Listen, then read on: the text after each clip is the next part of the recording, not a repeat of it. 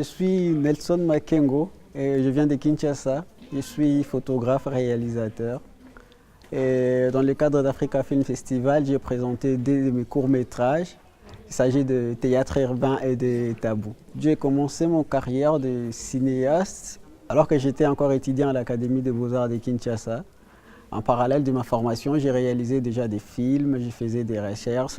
C'était encore très autodidacte, ce qui m'a permis en même temps de nourrir ma connaissance sur le cinéma et la photographie en même temps. Et aujourd'hui, je réalise des films et je développe des projets artistiques. Théâtre urbain, c'est un film qui a été inspiré de mon projet de photo à Kinshasa. Et c'est un projet photo que je développe dans les quartiers populaires de là où je vis, qui m'a permis d'entrer en interaction avec cette population-là, de mon quartier, de plusieurs communes de Kinshasa, pour ouvrir une réflexion sur la ville, sur notre environnement urbain. Et Théâtre urbain, c'est inspiré d'une femme qui m'a proposé de réaliser ces films sur Barbie qui visite Kinshasa. Et j'ai trouvé l'idée géniale et puis j'ai trouvé un dispositif pour justifier la présence des Barbie à Kinshasa. Et pour Tabou, en fait, le film est né de plusieurs rencontres avec mes amis qui à chaque fois s'est discuté sur des questions de sexualité à Kinshasa, au Congo, qui reste encore tabou, qui n'est pas enseigné en famille.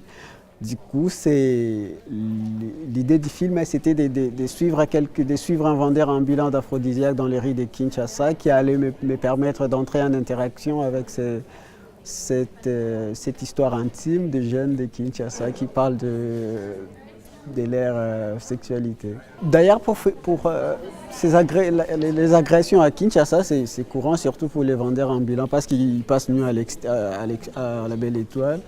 Du coup, c'était un challenge entre filmer quelqu'un qui vit dans cette agression, aussi filmer Kinshasa qui est très complexe pour filmer parce que voilà, il faut les autorisations, il y a les interdictions de filmer partout.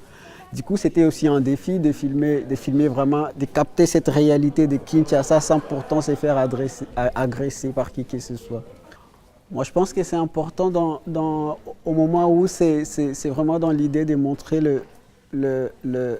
les Africains se filmer eux-mêmes. En fait, pourquoi j'ai dit ça, parce que depuis longtemps, on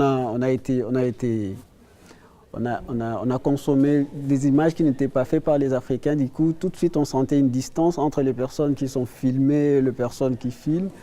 Du coup, c'est filmer aujourd'hui, quand les Africains se filment soi-même et ils ont l'opportunité de montrer leurs histoires ailleurs, je trouve que ça vaut le coup, c'est important. Beauté Africa Film Festival.